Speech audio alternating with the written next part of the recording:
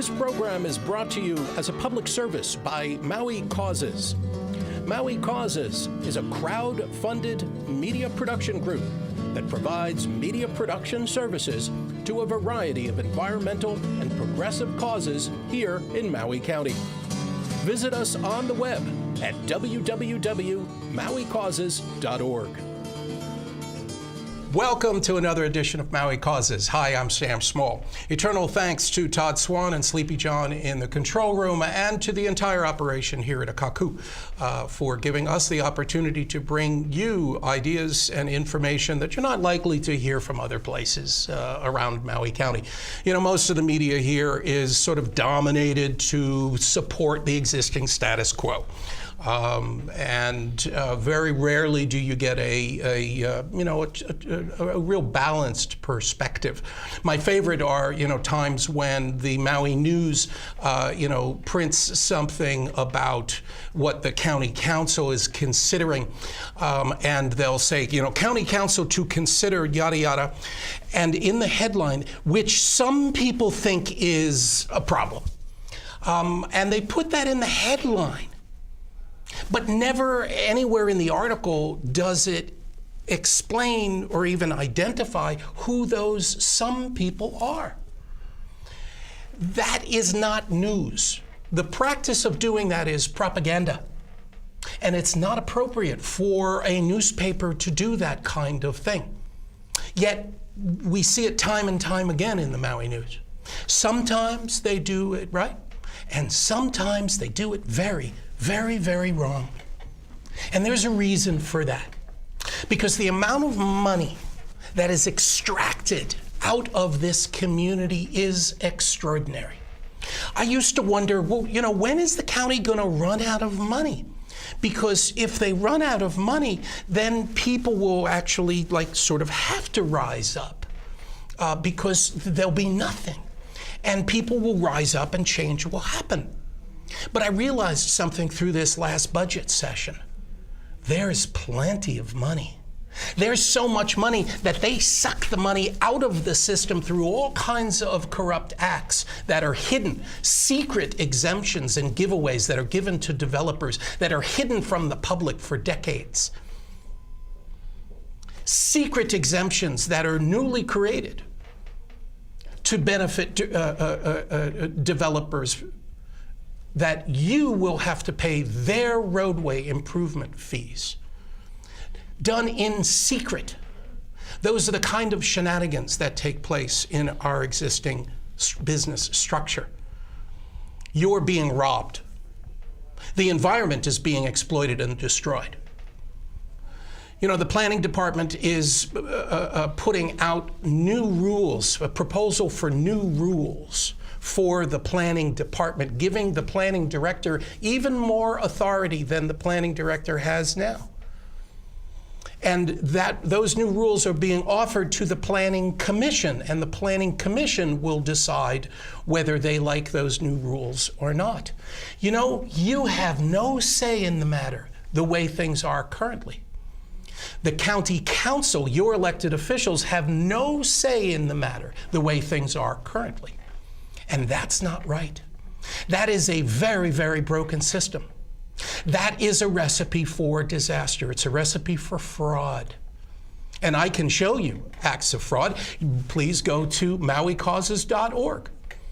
And you can look on our website.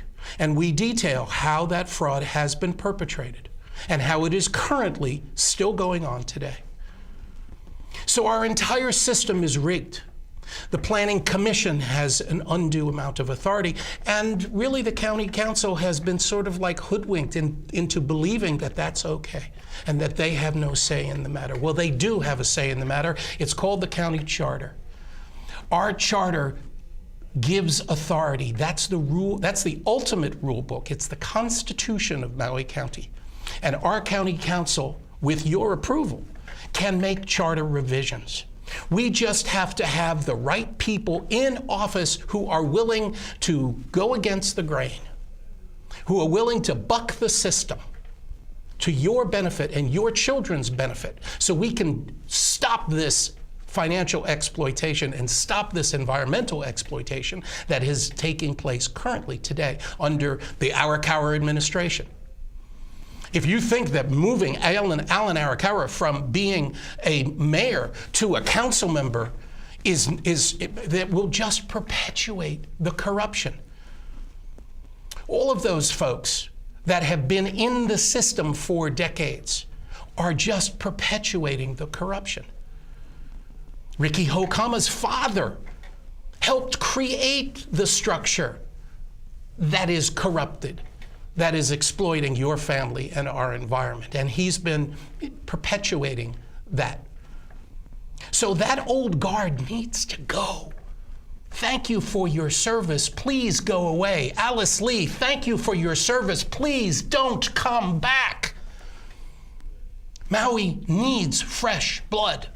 Maui needs younger people who understand and see the damage that's been done here for decades, who have been living under this oppressive society and have the skills, have an education and have an understanding to make things right here, to bring us back into balance. And with additional voting that has been growing, we've got a real low voter turnout, but the voter turnout has been rising. And with that rising voter turnout, it has brought candidates forward who are willing to do the job and are willing to put their neck on the block to run for county council. That's not an easy thing to do. And we support them. And so, with us is one of those candidates. What an introduction. Shane Sinenci, coming from Hana, running for county council. Shane, thank you very much. Thanks, Sam, for having me. Yeah. It's an honor to be able to bring yourself and other candidates who I believe, have an understanding of that balance and give you an opportunity to present yourself to the public. What do you want people to know about you and your candidacy? We're a grassroots campaign out in East Maui. We come over to Central Maui to do our business and to seek our social services here, but we live in East Maui, and we're a small community.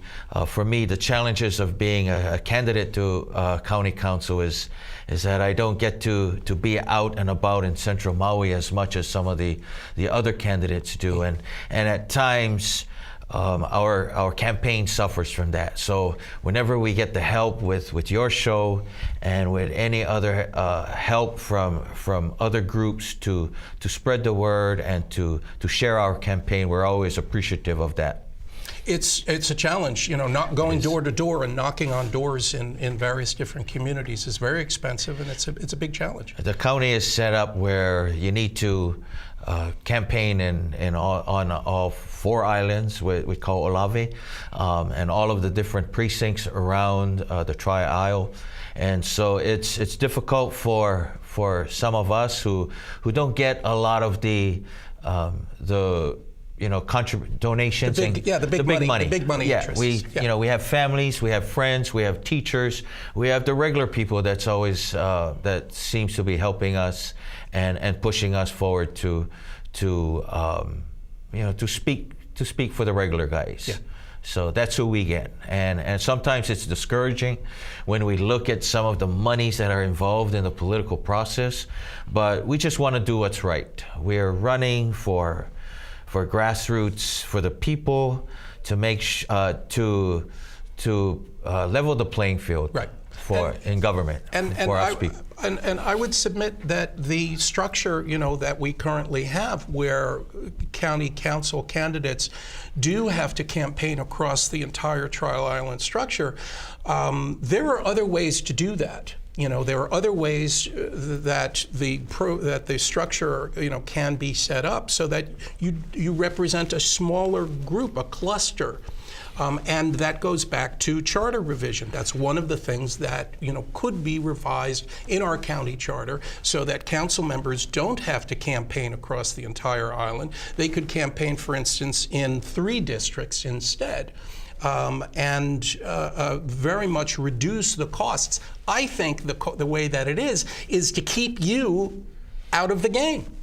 They don't want grassroots people that don't have big financial backing even running for office. And so our system is the way that it is to exclude members of our community. Case in point, in 2016 we ran a campaign, and my East Maui community voted 74% for me, for change. But because we're dependent on the large populations of Central Maui, right, West Maui, South Maui, it wasn't the case for my community who wanted change in East Maui. Right. So, and I understand that I need to be voting on all of the issues around the island, but is it a true representation of the East Maui County Council seat? Well, Wailuku has a very different population, and they vote differently. They vote for Wailuku interests, and Hana and the other out islands, Molokai is the same way, Lanai is the same way. Their interests, I don't know that their interests really are met by the current system.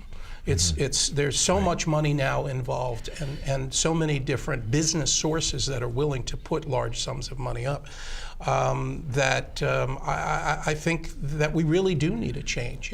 And even we could have more than 9 council members. That's not written in stone, too. We could have more if we needed to have balanced population areas for district voting, and we needed to create or even reduce the number of county council members. We can do that. Charter revision is the answer for those kinds of structural things. Since we've been campaigning around the Tri-Isle area, we've met with a lot of the smaller communities, and especially the community associations. And a lot of times these community associations, they've already done the legwork. They have mission statements. They've done inventories of what their community needs. They've inventoried their resources, their water wells, and a lot of them, by speaking with them, they don't want to just be targeted for large tracts of 201H housing projects. A lot of them want open spaces. A lot of them want to do farming so that they could do farm to table or support a restaurant business in their districts.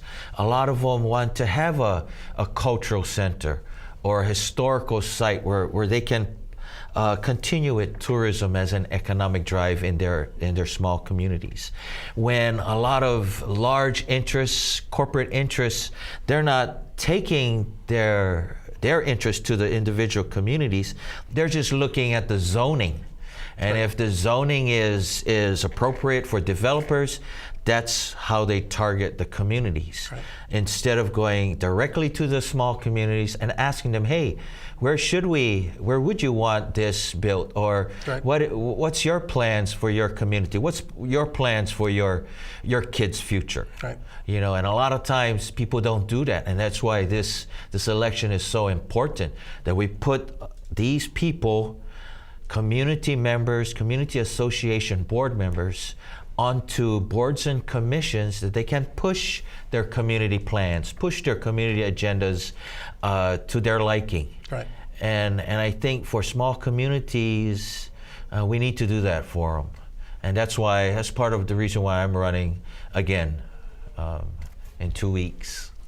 And those voices deserve a seat at the table. And as Alika is fond of saying, if you're not at the table, you are on the menu. Correct. And that's really what it's about. It's about representation of our communities and their best interests, because the way that the system is structured, really only the interests of the money interests of the business, the power elite is represented, and the rest of us are just given lip service. And so we're looking at the millennial vote, because it involves them. This election is for them. Yeah. I don't think we want to just keep them in the tourism industry. I don't think we should just kind of have that for our children. We should be giving them other economic choices. They shouldn't have to work 3 jobs. They shouldn't have to leave the county to go find work that they want to pursue. Right. I mean, we shouldn't just have them work in the tourist industry. This is the time to look at other options and have that discussion. What types of economic growth we want for Maui County, especially for the future. Right, and it's not to say that some people, they're anti-development. No, not at all. Not at all. I mean, no one can be. It's stupid. You cannot be anti-development. It has to grow. There is an economy. We have to, be a part of the world, but it can be done with sensitivity. Yes, I mean, we definitely need infrastructural maintenance. Yeah. And so, but every time we go ahead and fund these projects, we can also be considering some of these small community plans. Right. And so, hey, let's bring them as the next, and have their say in any of our projects. Especially in areas that are already developed. Because one of the problems is that, developers come in and they're looking for empty open spaces because it's they want to take raw land and they want to develop the raw land, bring the services in, infrastructure, and build roads, and then they want to build houses. And so the cost of that house includes the underlying development, and it brings the cost of that housing up. We have lots of existing land that is not built on within districts that are already developed. Mm-hmm. We just need to clear the way for those things. They call it infilling. Correct. And there's been no emphasis on doing that. There's no county coordinated program to facilitate that kind of infilling. And, the way that the Planning Commission and, the others have manipulated things, they've made it hard, for infilling to happen. And I think that that's, by design. Because it's just an excuse as to why, yet another big developer should be able to come in and take raw land and build an entire new community where none exists now, and just add, and that new community really doesn't support low-income housing. Mm-hmm. And the way that, the director's, discretion, they give it away. If a developer doesn't do what the developer is supposed to do, there's no enforcement. The Planning Department and Public Works does not enforce the permits that even get written. They've not enforced things all over the island for decades. That's how developers get to come in, make a promise, and then never fulfill on the promise. One council member was saying that, correct, a lot of developers would come in, they would do and the 201H process is a fast track process that would go through the state. And so a lot of times, not all the time, but a lot of times, because the project moves at a quick pace and they make their money and they leave, and then they have all of the infrastructure for the county to maintain. So many times, if there is no enforcement, like you said, and these projects have all kinds of repairs that's needed, the county is faced with to flip the bill. Right, that's exactly what's going on in Haiku. They're building, I believe it's like 50 homes that are being built in Haiku, and they're far enough apart from one another that the total amount of infrastructure, the total amount of roadway to serve those homes is so much that when the county takes responsibility and has to maintain those roads, the taxes from those homes on those roads are not going to be enough to upkeep the roadways that they're benefiting from. So that is going to be a net loss to the county. The county and that's the kind of thing that goes on here. Correct, and I think that's the problem with the upcountry water meter system, right? You've got people that are close to the water systems, but they're further down on the list, and then there's other people that are farther from the water systems, but they're higher on the list. And as well, depending, the closeness is I have water service at the curb, but it's only a 2-inch Driscoll pipe. So I have insufficient service at my location.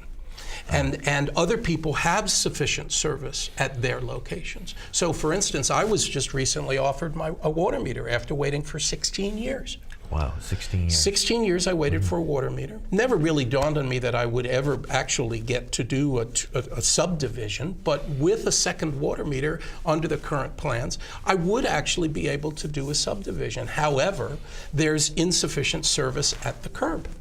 And so I was tasked with upgrading the entire roadway up to, it's 2,200 linear feet, up to where there is enough service, and I would have to pay to tear up the road and install that large pipe and bring it all the way down. $1.7 million. Would that be, could you get the help from some of the other neighbors in your... I would have to do it on my own. But it wouldn't they only gave me 30 days. So in 30 days, I would have to corral 18 other neighbors, get a proposal, and get a sign-off from 18 other neighbors who I don't even know how to reach half of. I started to make some phone calls. It was an absurdity. It was just insanity. We have a similar problem in East Maui. And so we just got, I don't know if you've read in the paper, but we've got a increase in our water bills. And it's because of just the dilapidated system. And so, and so then the people, the owners of the new hotel, now they've got, that's their responsibility for our water system. But the thing is, what we're afraid of, the residents, is we'll get hit with the bill, and they'll fix at the customer's cost. They'll fix the current system, but what's to say that in the future they're going to sell it back to the county and make a profit off of it? So our community is saying, hey, we spoke to the Public Utilities Commission. That, hey, we're okay with fixing our system, but not in some areas where their pipe is the 16-inch or the larger one, upwards of 600% increase in their water bills. So for us, we're trying to watch this whole thing unfold, because we don't want the people to pay for it and then later they make a profit off of it. By selling it back to the county. Yeah, you would. If there was ever to be a profit to be made, the community should benefit from that profit too. But the whole problem is profit, because that only jacks the rates up for the local community. So how do you have a community system that profits are not involved? This is municipal government. We're supposed to be able to facilitate things so that the community benefits, and there's not an outside interest that is sucking money out in terms of profits. You're entitled, if you're doing construction, you're doing engineering, you're entitled to an appropriate fee for your thing. But that's not owning a system that you're then going to sell at some inflated price to the county, which the county has this habit of paying too much money for things. And that's the kind of director's discretion that they want even more of. That the director can cut deals and nobody even is told what the county is getting. The director just gets to cut a deal. And that kind of thing's just wrong. And for us, it's written in the state constitution that water is a public trust. It should be free for everyone. And so when they're using the systems as a way to make a profit, then we see a lot of environmental injustice, especially for us in East Maui, where we are the keepers of the water. We are the watershed. And VI for us is our resource. And water's even more of a tricky issue, because ultimately the water the determinations are made by the state. So the county has very little authority over its own water. You're right, and our community is a hunter-gatherer community.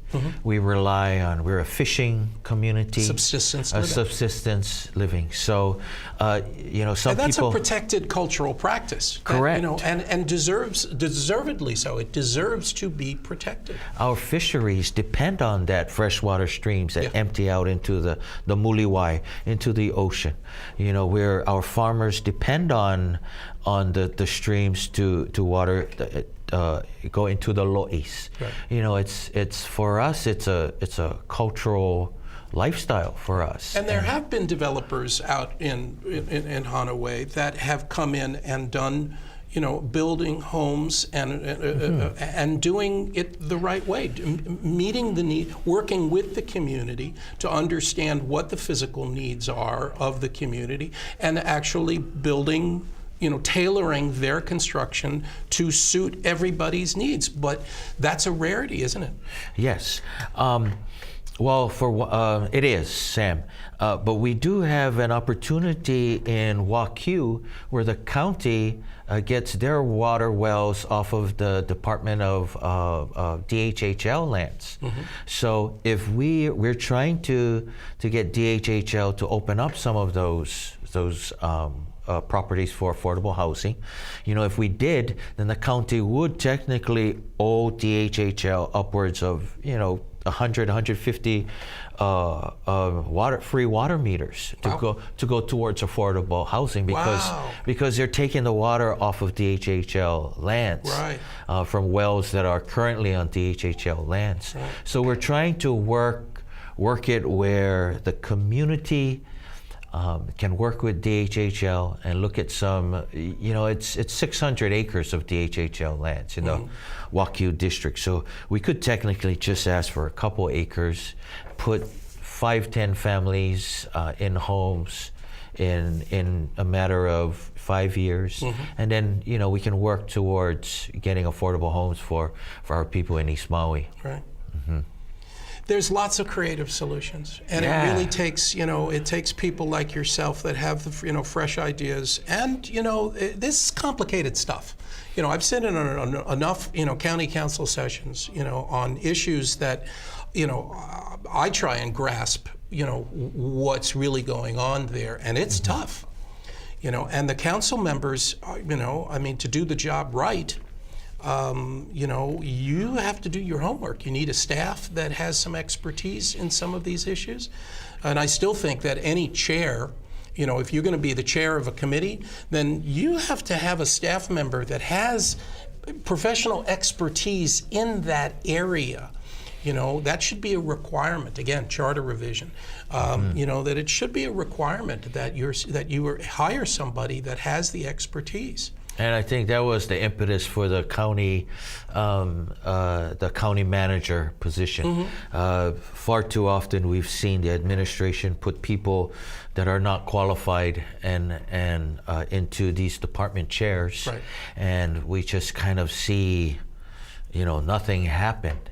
And for us, especially us in East Maui, we're 10, 12 years down the road. We're behind in a lot of things that we need to catch up with.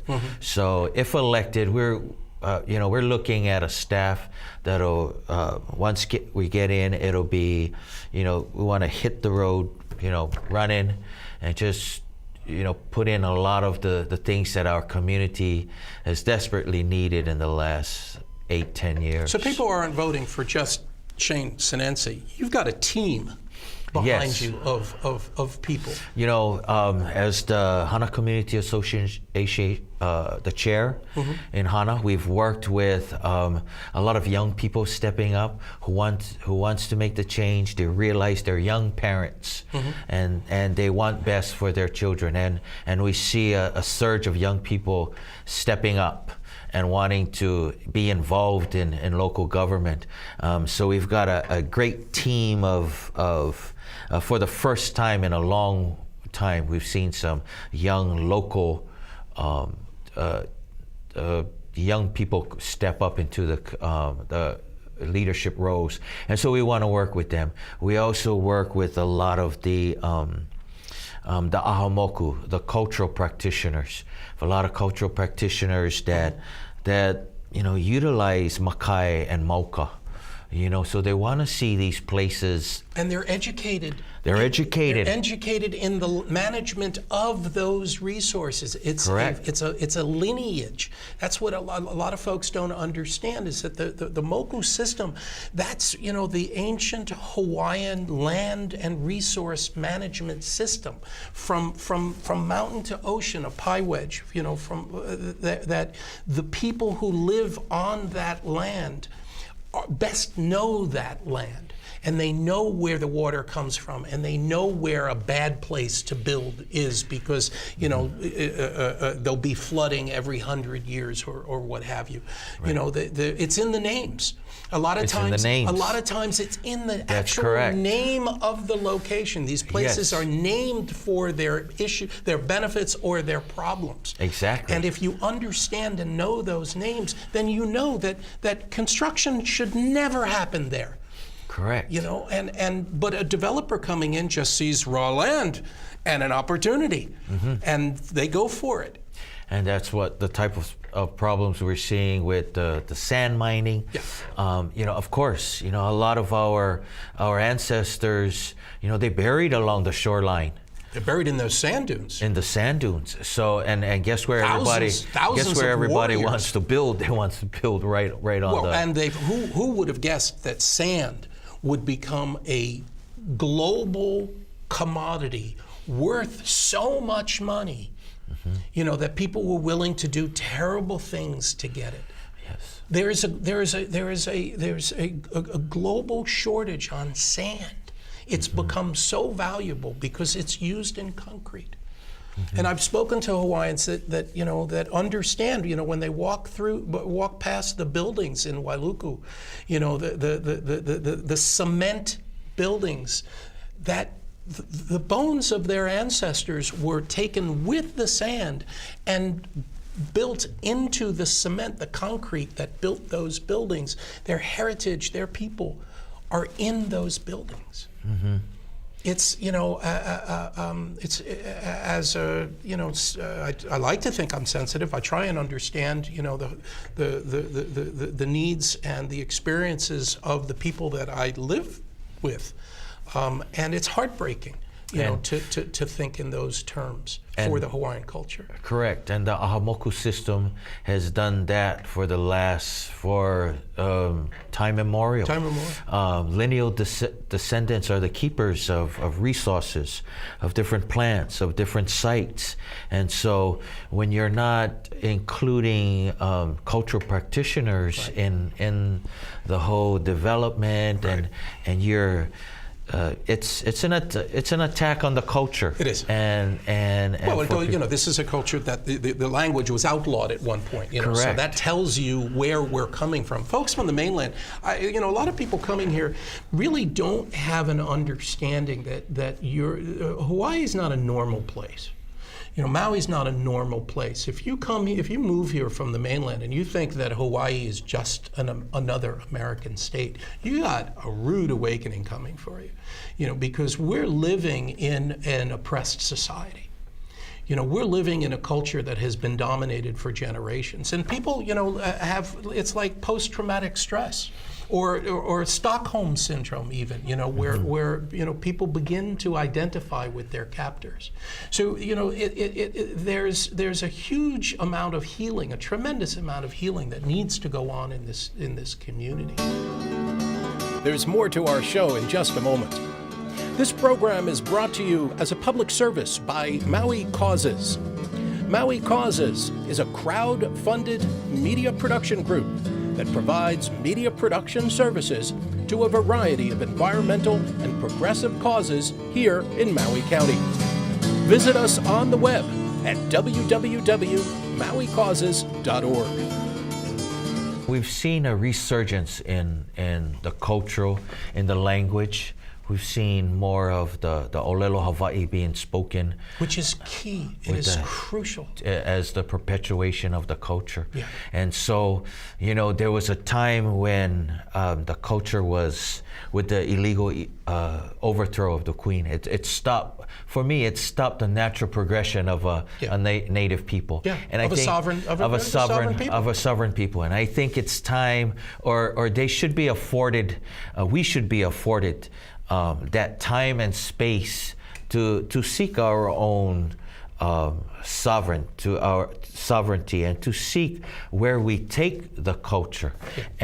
And we're hoping that voters on this election realize that, and that just for Native peoples, we should be afforded the regular progression and the evolution of a people from. And we were, I believe we were on track. Mm-hmm. We were on that track to be our own government, to form our own government, and working with other governments around the world. And so our hopes is that the culture, we realize that we want to be good hosts. Mm-hmm. To our visitors. We want our visitors to be safe when they come to these islands. Sure. We want to educate our visitors about the culture. We want to share our culture, the gift of aloha, with our visitors. And when times are tough for us, all over the country, we want Hawaii to be that healing place for everybody, especially for our Native population. And Maui is at risk. Mm-hmm. The very fabric of life and the pace and the environment. Our shoreline is eroding. The reefs are dying. The established system of land development has allowed for so much exploitation, so many unfulfilled shoreline special management area SMA permits. The enforcement is so low in the planning and public works departments that allow developers to come in and build a $6 million oceanfront home and not do the environmental protections, not do the appropriate roadway improvements, and actually even get exempted from paying park fees. You got $14 million home where the land development lawyers have manipulated the system so much that millionaire doesn't have to pay for a park fee. They're not even supporting their community in that small way. Mm-hmm. And that kind of stuff's just wrong. It's just wrong. And it goes to show that a lot of our local families cannot afford to live a $600,000-$700,000 mortgage, let alone live, even rentals. Yeah. Upwards of 2,000, 3,000. Families need 2 or 3 jobs just to make ends meet. Yeah. So, we're constantly, we need to look at some ways quickly to get housing for our local people and to keep our families here. If not, I don't know how our children will be able to afford to live on the island, let alone work, to do that. So these are all some of the platform issues that we're running on, a slate of us, and we're hoping that everybody gets behind us. Who else is on that slate? Who else have understands this stuff? We have the Ohana candidates, and we realize from Molokai, Lanai, Kihei, we've already got some sitting members on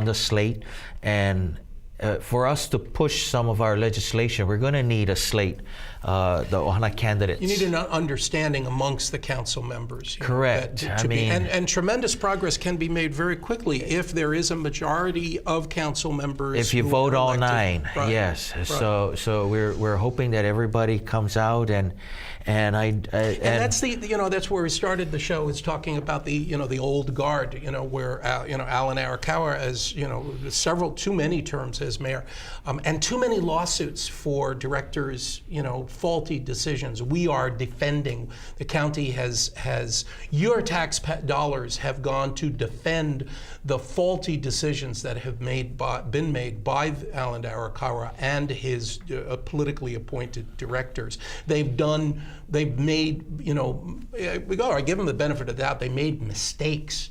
But you make a mistake, you own it, and you fix it, and you move on. No, that's not what happens here in Maui County. Here in Maui County, a director makes a mistake, and the lawyers defend their mistakes. Mm-hmm. And it was done with the injection wells, it was done at Palama Drive, it was done at Montana Beach, it's being done at Hui Road E on the west side. Over and over again, your tax dollars go to pay for their mistakes, corruption, which one is it? Either way, you're being exploited. And so the people who have facilitated that, I think, need to go. They don't deserve to be on our county council. This guy deserves to be on our county council. Keani Rollins Fernandez deserves to be on our county council. My heart opens when every time I speak of her, I choke up.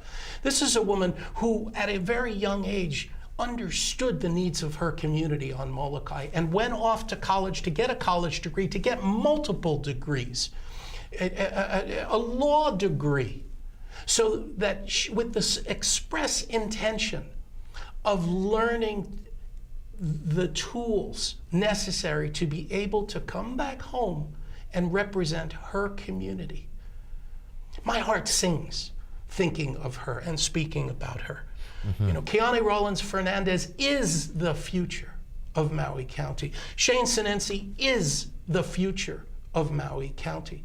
And as county council members, I believe that they will do the heavy lifting, the homework that needs to be done. It's an easy job if somebody's telling you what to do. Yeah. If you're taking your instructions from some overlord, from some, big money interest, that's, don't worry about it, just do this. And then the job becomes easy. And I'm afraid it's been easy for council members for way, way, way, way too long. It's time, with the closing of the sugar industry, mm-hmm.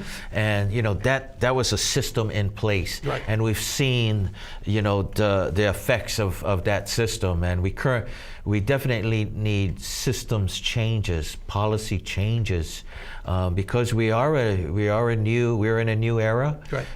Our needs are different, our family makeup and structure. It's a different. We're in a technical society. Right. We need a new construct, and so this is the time to make those changes, policy changes in the charter, at the council, so that we can plan appropriately for our future, our children's future. Yeah. And God willing, there's enough time. Right. Because there's people don't see the future construction. So much of the land development goes under the radar that mm-hmm. people don't know that a project is getting constructed until they break ground. But mm-hmm. it's been on the books and in process for a long time. Yeah, having those permits, holding on to permits for years and years to come. Right, those are some of the changes that we're looking at. And even some of the real bogus entitlements that were created. I've testified in front of the Infrastructure Committee on deferral agreements, 3-lot or less deferral agreements that were written from 1974 until Joanne Johnson was finally able to kill the program in 2007. They were set up as deferral agreements. Now, to defer the expense of a roadway improvement or infrastructure improvement for a family that would, subdivide and be able to give the parcels of land to their kids so that they could build their own houses. Ostensibly, that's a good thing. However, the system was subverted by the lawyers and the directors facilitating, all all kinds of fraud and inappropriate things that were done with these deferral agreements. You defer something, so at a future point in time, the county would come and collect what is due to the county. That only happens if somebody's paying attention. For decades, they wrote these agreements and nobody ever even kept a list. The agreements were written, developers, whoever they were, didn't have to do anything, and nobody ever came back to try and collect. And, that's not a deferral agreement, that becomes a secret exemption. And so Joanne Johnson had the cojones to stop that. Financial responsibility, that program was stopped in 2007. You mentioned the upcountry water meter list. Well, there was a 2015 upcountry water bill that Gladys Baisha pushed through the county council just before she left, and there was a bait and switch that was executed in that 2015 upcountry water bill. That bill was publicly noticed, and all of the discussions said that families on the upcountry water meter wait list have been waiting and inconvenienced for so long that if they do ultimately get their water meter, they should be able to not have to pay money to do, first it was fire suppression. That they shouldn't have to build out their water infrastructure system so much that we should give them a break. And then at the last minute, Public Works Director came in and said, well, if you're going to do something nice for these families on the upcountry water meter wait list that have been inconvenienced for so long, if they were to do a subdivision because they now got a second water meter, they would have to do roadway improvements too. Magic word, roadway improvements. Let's exempt them from the roadway improvements. And the committee members said, well, is it only for the families on the upcountry water meter wait list? Yes, it's only for the families on the upcountry water meter wait list. So you're not talking about that many families. You're not talking about a significant amount of money that is going to be impacted by the county into the infrastructure budget. So everybody said, yeah, let's do this. It's a wonderful thing that we can do for these families. Well, the bait and switch happened when Corporation Council actually wrote the words that would go into Title 18. Which are the rules. That's the functioning document of how the counties run. It's how the directors and the departments get their instructions. So in Title 18, the words that they use, they simply added it in a pre-existing place where exemptions from roadway improvements are spelled out. The same place that Joanne Johnson was able to remove the 3-lot deferral agreement exemption, they added 2-lot subdivision, just those words. Exempted from roadway improvements are 2-lot subdivisions with absolutely no specification of upcountry or families on the upcountry water meter wait list. That is absolute fraud. It was a violation of sunshine laws, but sunshine laws term out. I think you only have 90 days to bring a claim, and nobody was paying attention. Not even the chair of the Infrastructure Committee was paying attention. None of the council members, they've all admitted, the ones that I've talked to, they've all admitted to me that they did not know that the result of the 2015 upcountry water bill was a roadway exemption being applied to commercial and professional developers island-wide. We did a Freedom of Information request and came back with a list of developers and developments that have received this roadway exemption since 2015. And at the top of the list is A and B on a 1,200-acre parcel across from the King Cathedral Church at Pu'unene Dairy Road, going all the way out to the light, going all the way south to the light. That 1,200-acre parcel, when it's developed for either commercial or residential by A and B, they will not pay for the utilities or the sidewalks or the curbs. We will pay for their development. Because of this bait and switch that was executed by Corporation Council, and I gotta think Gladys Baisha knew. Is that why, Alan Arakawa got rid of Dave Taylor so that Gladys Basia could have a directorship and get paid to be the water director? She's not an engineer. She's not qualified to be the water director. These are some of the... This is the shenanigans that go on here in Maui County, folks. This is the kind of stuff that goes on. This is the research, that we do here at Maui Causes, and why we do this show, to be a positive disruption into that status quo, because that status quo is rotten. This is why, candidates like Shane Sinenci deserve your support. Thank you, Sam. Geez. We're ready. So your, personal background, you left Maui to go to college. Yep, born and raised in Hana.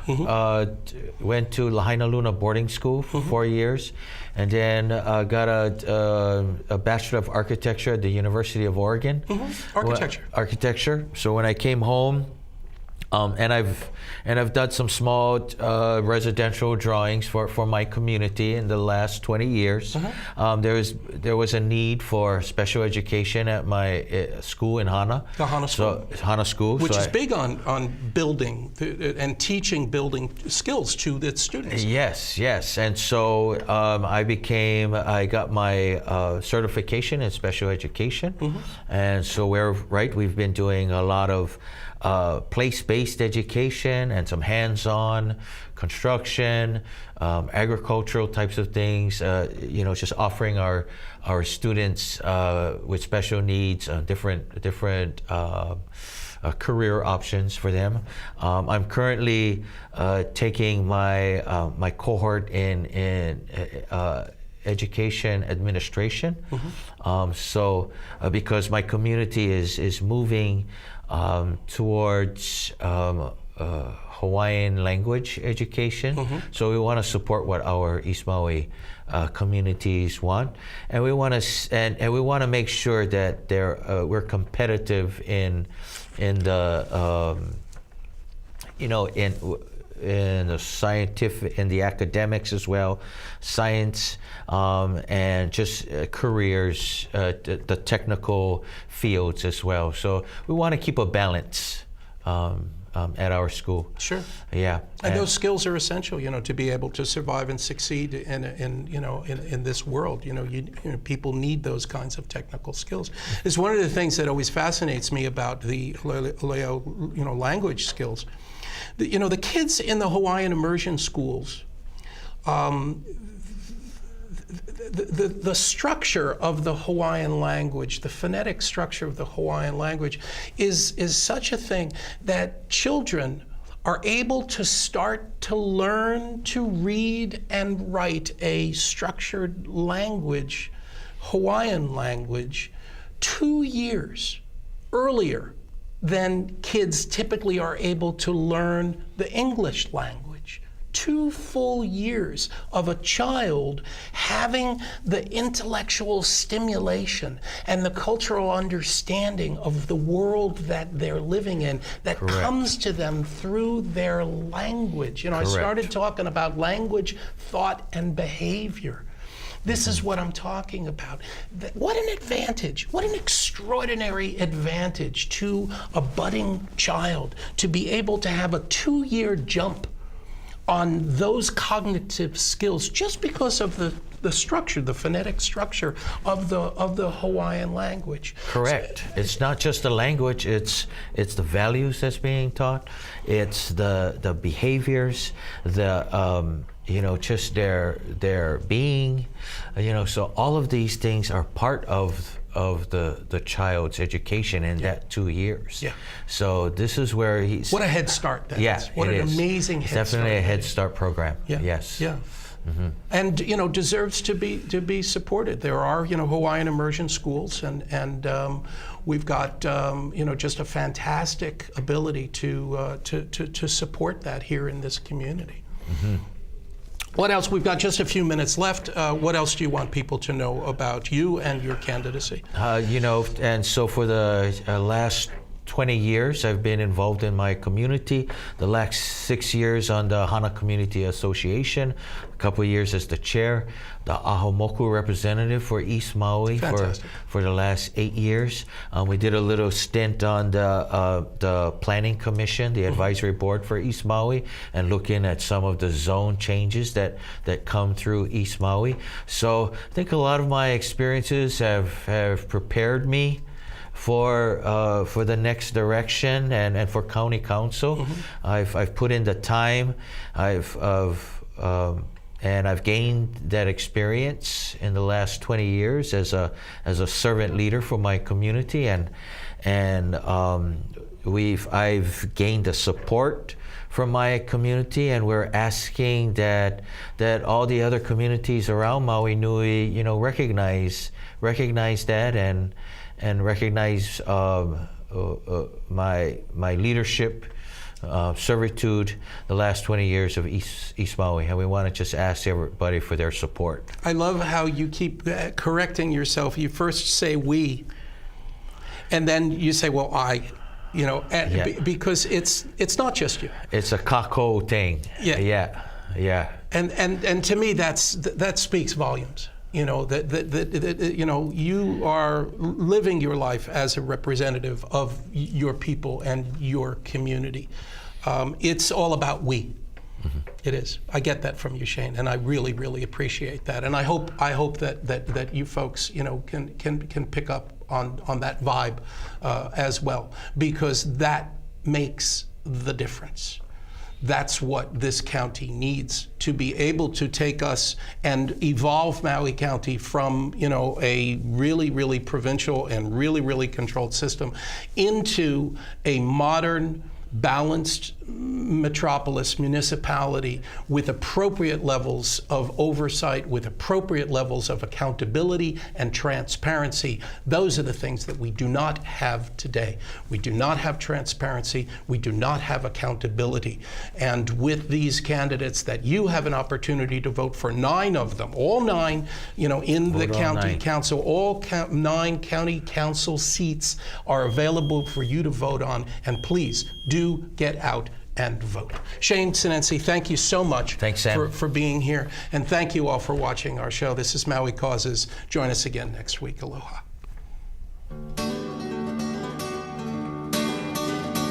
This program is brought to you as a public service by Maui Causes. Maui Causes is a crowd-funded media production group that provides media production services to a variety of environmental and progressive causes here in Maui County. Visit us on the web at www.mauicauses.org.